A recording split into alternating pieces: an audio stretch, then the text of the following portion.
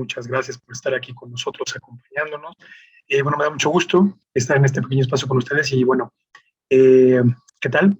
Mi nombre es Diego Garduño, soy estudiante de psicología. Y bueno, el día de hoy vamos a hablar de dos temas bastante importantes. Hay mucha incertidumbre, ¿no? Una falta de información alrededor de ello. Vamos a hablar un poco acerca de psicología y psiquiatría. Y bueno, vamos a hablar sobre la psicopatología, ¿no? ¿Qué es una psicopatología? Y vamos a hablar también de uno de los trastornos que más prevalencia tienen hoy en día a nivel mundial. Y bueno, son los trastornos depresivos y especialmente el trastorno depresivo mayor. Y bueno, sin nada más que agregar por el momento, vamos a comenzar con este pequeño espacio. Muchas gracias. Bien, bueno, vamos entonces, como les decía, vamos a hablar sobre la psicopatología y los trastornos depresivos. Y bueno, vamos ahora sí a comenzar. Bien, primero que nada, exactamente preguntarnos, qué es la psicopatología? Bueno, déjenme primero comentarle que, bueno, las enfermedades mentales han existido a lo largo de la historia de la humanidad.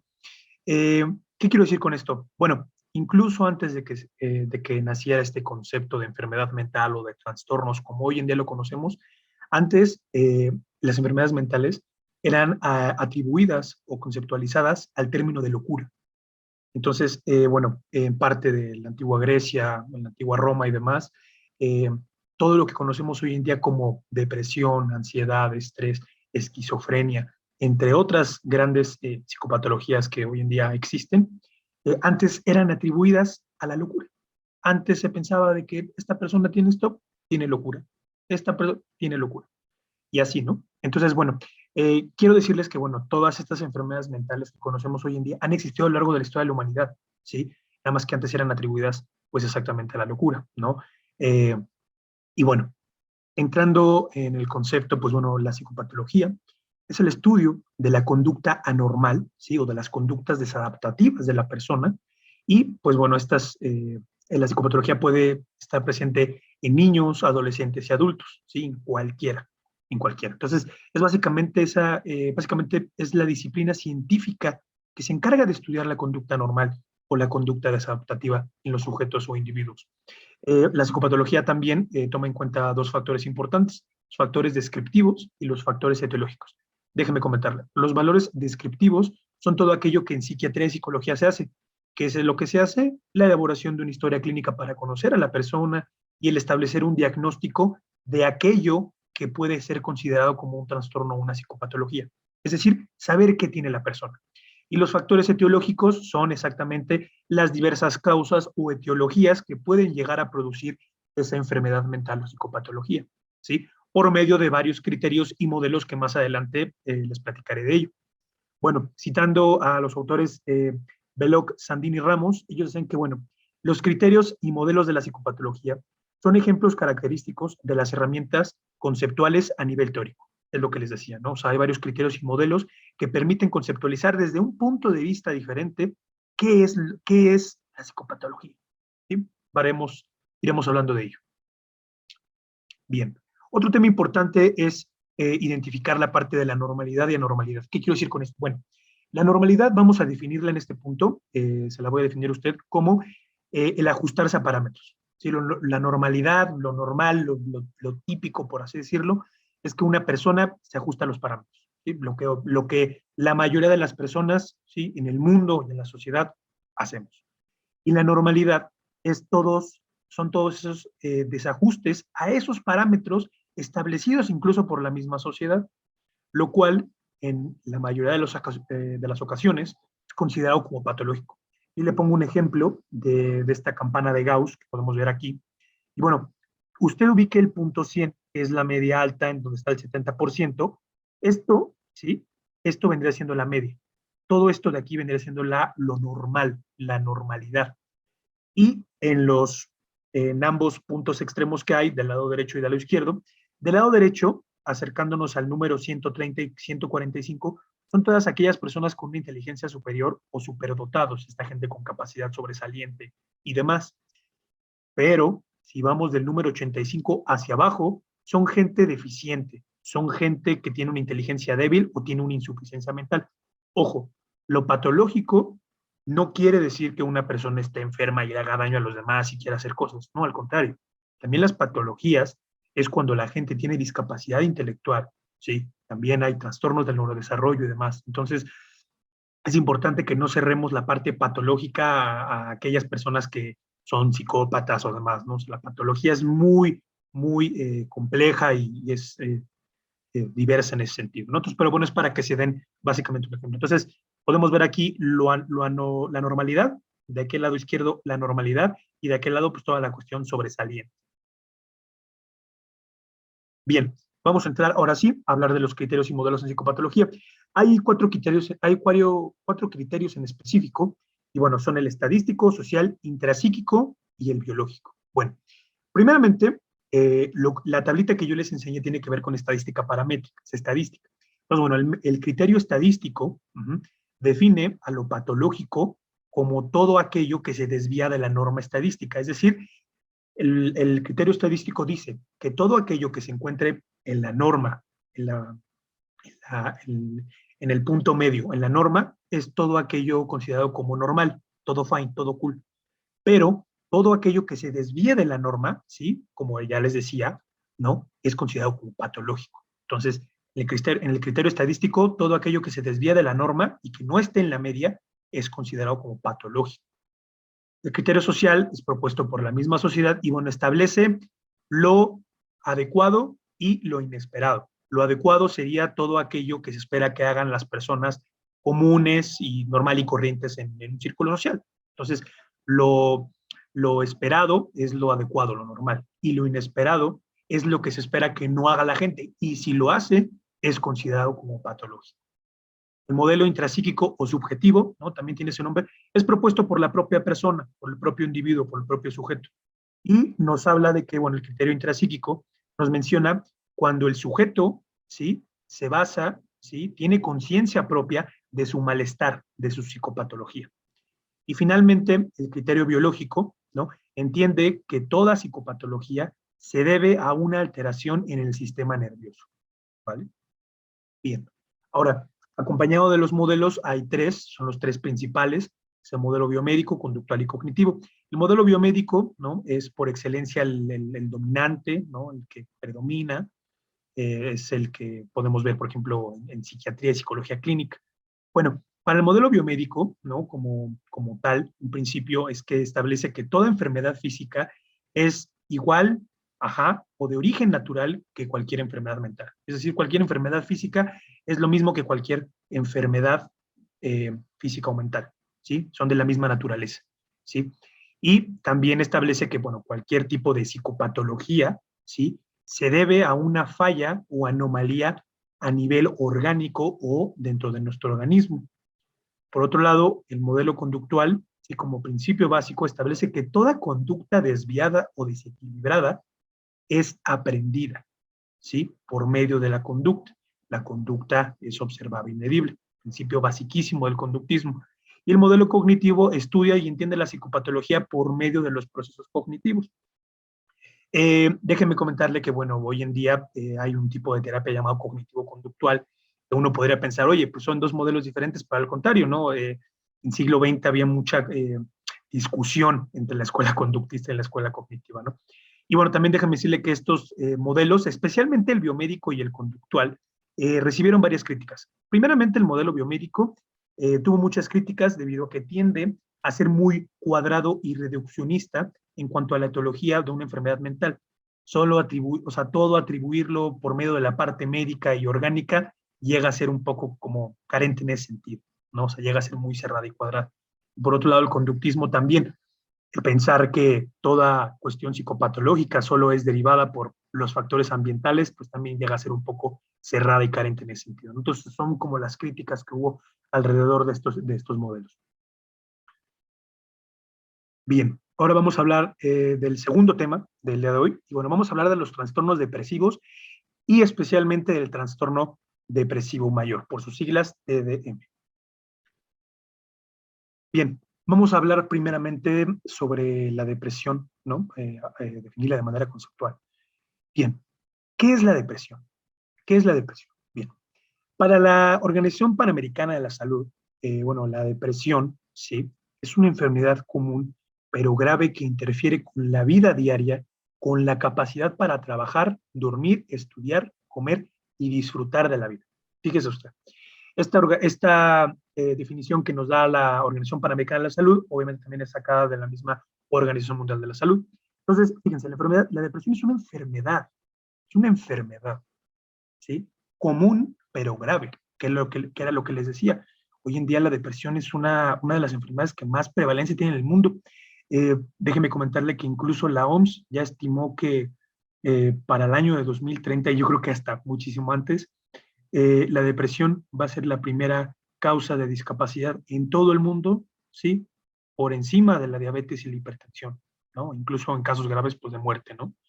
Bueno, para el DSM-5, ¿no? Para el manual de la APA, ¿no? Nos dicen que, bueno, los trastornos depresivos son básicamente el trastorno de desregulación disruptiva del estado de ánimo, el trastorno depresivo mayor, del cual vamos a hablar hoy en especial, el trastorno depresivo persistente conocido como distimia o depresión funcional, y el trastorno disfórico premenstrual. Bien. Es importante comentarles que, bueno, los trastornos depresivos y la depresión se caracteriza por la presencia de un ánimo triste, vacío o irritable, acompañado de cambios somáticos y cognitivos que afectan significativamente la funcionalidad del individuo. Es decir, la depresión, ¿sí?, al ser una psicopatología y un trastorno, afecta que el individuo pueda desarrollarse de manera normal en su vida, ¿sí? O sea, interfiere en su vida cotidiana de manera significativa, en el ámbito educativo, en el ámbito laboral y personal, ¿sí? Y es muy incapacitante. Y bueno, estos trastornos que nos menciona el DSM-5, generalmente los trastornos depresivos se caracterizan por eso, ¿no? El ánimo triste, cambios somáticos cognitivos, vacío, sensación de vacío o irritable, ¿no? Entonces es muy importante. Déjeme decirle que incluso la depresión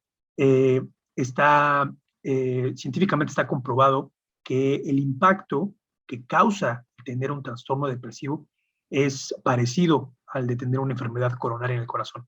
Fíjese nada más usted, o sea, qué tan grave, ¿no?, y muy incapacitante llega a ser la depresión, ¿no? Bien, vamos a hablar también de la prevalencia y diferencias entre género. Bueno, la OMS como dato, bueno, estima que en todo el mundo, al menos el 5% de los adultos padecen depresión, ¿sí? Se estima que en todo el mundo, imagínense la cantidad de países, ¿no? Por ejemplo. Bueno, si hablamos de la diferencia entre género, pues bueno, la depresión afecta más a la mujer que al hombre. Sin embargo, no quiere decir que el hombre no pueda tener depresión. Al contrario, hay veces donde la mujer es más diagnosticada con depresión.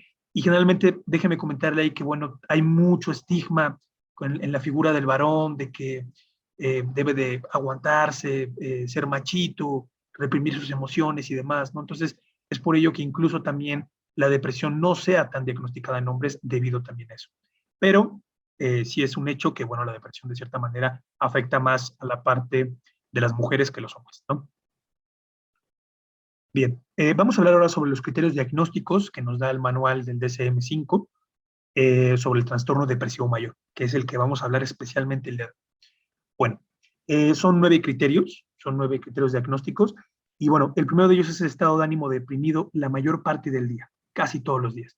Se siente triste, vacío o sin esperanza. Segundo de ellos es la disminución importante del interés o placer por todas o casi las actividades de la mayor parte del día. Es decir, la pérdida del interés también es conocida como anedonia. Si es una persona que a lo mejor ya antes solía irse a natación, a jugar básquetbol o mm, ir al cine, cualquier tipo de actividad, lo deja de hacer precisamente por esa falta y pérdida de interés. Pérdida importante de peso sin hacer dieta o aumento de peso, ¿no? También es la parte la corporal, el peso es importante, ¿no? Sería un cambio drástico ahí. Insomnio o hipersomnia casi todos los días, es decir, gente que no puede conciliar el sueño o puede estar dormida todo el día.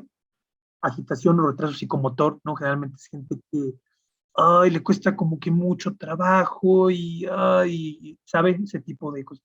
Incluso déjeme comentarle que la gente que padece de depresión incluso es gente que llega a hablar de manera muy baja, ¿no? Perdón si lo hago así, pero es para enseñarles el ejemplo y de esa manera, ¿no? También hay fatiga o pérdida de energía, sentimientos de inutilidad o culpabilidad excesiva, ¿no? Gente que piensa como de, no, si no fuera si no fuera por mí todo estaría mejor, ¿no? Mis papás se divorciaron, muchas cosas, ¿no? Pensamientos de, se culpan a sí mismos, ¿no? Se sabotean demasiado, pero de una manera muy grave. Una disminución en la capacidad para poder pensar y concentrarse para tomar decisiones, ¿no? Y bueno, eh, a diferencia de la distimia o el trastorno depresivo persistente, el trastorno depresivo mayor, uno de los criterios que lo hace diferente a los demás, es los pensamientos de muerte recurrentes, no solo el miedo a morir, ¿no? Incluso a veces dar ese pasaje al acto que es el tratar de cometer el suicidio, ¿sí? Pero bueno, más adelante hablaremos de la relación que hay con el suicidio y la depresión mayor. Bien, importante la parte del tratamiento e intervención en los trastornos, en este caso los depresivos. Bueno, desde luego, como yo les decía, la depresión es una enfermedad psiquiátrica, es una enfermedad que debe tener un tratamiento y debe de atenderse. Dentro del tratamiento, pues está la parte del tratamiento psicoterapéutico, psicofarmacológico. Se ha visto que, bueno, en la cuestión terapéutica, ¿no? Psicoterapéutica, es importante la psicoterapia, una de las terapias más recomendadas, ¿no? Que tienen cierto grado de eficacia con los trastornos depresivos, es la terapia cognitivo-conductual. Es una de las que tiene más eficacia en estos casos. Y bueno, el tratamiento psicofarmacológico llega a ser incluso a veces diferente entre las personas. Déjenme comentar algo importante. Hay un gran tabú y pensamiento de que los fármacos solo duermen a la persona y no le ayudan en nada y demás. Sin embargo, es importante saber que el tratamiento psicofarmacológico debe de ir de la mano con el tratamiento psicoterapéutico, ¿sí? Ojo, no quiero decir que la depresión es sinónimo de pastilla o de antidepresivo. Al contrario, habrá algunos casos donde, o sea, dependiendo del caso de la persona, sí necesita un fármaco, ¿sí? A nivel de neurotransmisor, ¿sí? O sea, los factores monoaminérgicos que generalmente se ven afectados, ¿no? Los neurotransmisores que se ven afectados en la depresión son tres, son la serotonina, la dopamina y la noradrenalina. Entonces es importante que ante la carencia o falta de funcionalidad de estos neurotransmisores, es por eso que se utiliza el tratamiento psicofarmacológico, ¿sí? Ya mi cerebro no puede, o sea, mis neurotransmisores, mi cerebro, mis factores monoaminérgicos ya no producen la función que deben de hacer. Por lo tanto, por eso se consume el psicofármaco, ¿sí? Pero dependerá de cada caso, dependerá de cada caso. Entonces, habrá que verlo bien exactamente con el psiquiatra y pues establecer bien esa parte, ¿no? Hay muchos tratamientos psicofarmacológicos dependiendo cuál es el más adecuado para la persona, ¿no? Muchos antidepresivos, muchos de ellos conocemos pues la desvenlafaxina, conocemos el citalopram, conocemos sertralina, bupropión, hay muchos antidepresivos, la fluoxetina, por ejemplo, ¿no? Entonces, bueno, dependerá del cada caso de la persona. Y habrá momentos también, o ocasiones o casos donde se haga un tipo de tratamiento en conjunto de antidepresivos y benzodiazepinas. Pero le digo que esto dependerá mucho del caso en el cual esté aquella persona afectada. Bueno, pero bueno, fundamental. Quiero que se queden con eso ustedes, que el tratamiento psicoterapéutico y psicofarmacológico tienen que ir de la mano. Tienen que ir de la mano para poder corregir y tratar de exactamente eliminar aquel trastorno depresivo con la persona. Bien, ahora sí, el tema importante también. Bueno, el suicidio y su relación con la depresión.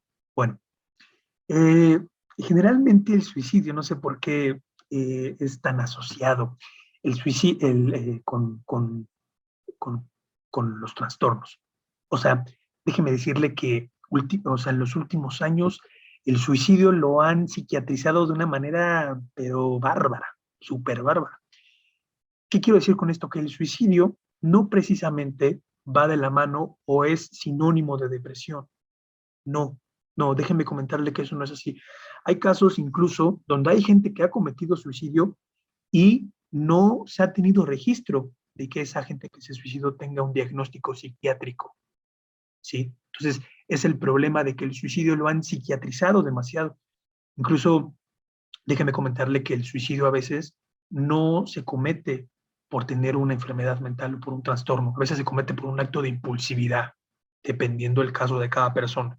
Créanmelo, no es de esa manera, por impulsividad, Entonces es importante que el suicidio no sea completamente psiquiatrizado. Pero bueno, hablando con la cuestión de la depresión, pues bueno, a pesar de que la depresión está altamente relacionada con el suicidio, es importante saber que la depresión no siempre lleva a cometer el suicidio. Es decir, una persona que esté deprimida no precisamente a futuro, no a corto plazo, vaya a cometer un suicidio. Claro que no, dependerá de cada caso. Y bueno, cito otra vez a estos autores, a Veloch, Sandini y Ramos, y ellos nos dicen exactamente, el cuadro que presenta una persona deprimida puede ser muy variado en cuanto a sus síntomas y también en cuanto a su evolución temporal. Es decir, la depresión tiene llega a tener exactamente esos cambios de los síntomas durante el transcurso de la enfermedad, ¿no? De ahí la importancia de dar, como les decía, esa evaluación y monitoreo constante, de ver cómo va progresando la enfermedad. Por ello que les pongo aquí que, bueno, la gravedad y transcurso de la enfermedad son determinantes para saber qué es lo que está pasando, cómo va el progreso, ¿sí? Entonces, esa parte es importante. Pero bueno, también quiero comentarles que no se vayan con esa idea de que el suicidio es una cosa altamente relacionada con la depresión. Claro que no, claro que no. Eso es importante que sepan que en dados casos muy graves, sí, sin embargo, no precisamente. Bien, en las sugerencias y recomendaciones, bueno, es importante desde luego, bueno, no automedicarse y no autodiagnosticarse. ¿Qué quiero decir con esto? Bueno, muchas veces a uno le da miedo, tiene cierto miedo o incertidumbre de acudir al psicólogo o psiquiatra, ¿no? Se sigue estigmatizando mucho esa parte de, no, pues yo no estoy loco, yo no tengo nada, me van a lavar el cerebro, muchas cosas que uno escucha, ¿no? Pero bueno, es realmente importante saber que, pues, el ir a un proceso, ¿sí? A un tratamiento, es sumamente importante y más cuando se tiene algún tipo de problema que puede llegar a desencadenar después del problema una enfermedad mental. Entonces, la importancia de no automedicarse y no autodiagnosticarse, ¿sí? Es sumamente importante ir con un profesional de salud acreditado. Bueno, la depresión también, bueno, es un problema de salud pública en México y en el mundo, ¿sí? Es un problema de salud. Hoy en día hay mucha gente que llega con médicos de cabecera y le dicen, ay, es que me siento así y tal, tal y tal. Entonces, es un problema de salud pública porque tiene mucho registro, tiene mucha prevalencia. Entonces, la importancia de que se vaya con un personal de salud acreditado, ¿no? Eh, Hay mucha gente que, pues, le tiene más como confianza, ¿no? Por así decirlo, a gente que se dedica a hacer constelaciones familiares o chamanismo, demás, y no es por hacerlo de menos, lo digo con todo respeto, pero la depresión es una enfermedad mental y psiquiátrica y debe tener la atención adecuada y no por una cuestión del chamanismo y de la lectura de las cartas y constelaciones, eso no lo va a ayudar en lo absoluto. Entonces es importante que se pueda ir con la persona correspondiente y adecuada y con la institución. Y bueno, es importante que usted sepa que la depresión cuenta, bueno, cuenta con instrumentos sencillos para su evaluación y monitoreo. Hay diversas pruebas que permiten evaluar si la persona realmente está teniendo algún tipo de episodio depresivo, ¿sí? Y también monitoreo, como les digo, ¿no? De ir acompañando a la persona a ver cómo va progresando la enfermedad para saber exactamente el grado de efectividad que está teniendo tanto la terapia como el tratamiento psicofarmacológico, ¿sí? Entonces, esa es la gran importancia que se debe de hacer en ese caso. Y bueno, quiero comentarle que bueno, toda esta información que yo le acabo de dar no suple o no sustituye, ¿sí? La intervención médica o psiquiátrica que pueda existir o si es que usted la necesita. Entonces, es importante comentarle que, bueno, esta información pues no suple ninguna función de esa. Entonces, si usted conoce a alguien que tenga algún tipo de problema como este, no solo de la depresión, sino de algún otro malestar psicológico, incluso psiquiátrico, es importante que se atienda a tiempo, es muy importante ante una detección temprana poder evitar complicaciones eh, graves que puede llegar a suceder. Entonces, bueno, de mi parte, eso sería todo. Eh, bueno, parte de mis referencias donde pude hacer este trabajo y lo ocupé. Y bueno, quiero agradecerle por estar en este pequeño espacio conmigo. Gracias por dejar que pudiera estar con usted. Y bueno, gracias por su atención. Y bueno, mi correo por si hubiera alguna duda sobre este tema. Y bueno, déjeme comentarle que antes de que usted se me vaya, déjeme hacerle una recomendación de una película que puede ayudarle a entender exactamente cómo es que se da este proceso y este proceso de la evolución de la enfermedad con una cuestión depresiva. ¿Sí? Yo no sé si alguno de ustedes la haya ya, visto, pero bueno, la película Cake, Una razón para vivir, es una película, la protagonista es Jennifer Aniston y déjeme comentarle que uno está acostumbrado a ver a Jennifer Aniston a verla en películas de risa, ¿no? Por ejemplo, en la serie de Friends y en otras cosas, pero realmente es una digna actuación excelsa que hizo en la película, ¿no? Pues bueno, la sinopsis, como puede ver, bueno, pues es una mujer que sufre de un dolor crónico, se obsesiona con el suicidio de su compañera en su grupo de terapia. Y bueno, Nina Anna Kendrick, ¿sí? Bueno, a la vez es básicamente otra protagonista, pero bueno, a la vez que inicia la relación con el viudo de esta, ¿sí? Entonces, bueno, es una película protagonizada por Jennifer Aniston y bueno, la pueden ver fácilmente en Amazon Prime y bueno, es una película que de verdad les puede dar un buen acercamiento para que vean cómo es que va evolucionando, ¿sí? Un trastorno depresivo y especialmente el trastorno depresivo mayor. De verdad es una película que no se puede perder y yo se la recomiendo. Y pues bueno, sería básicamente eso.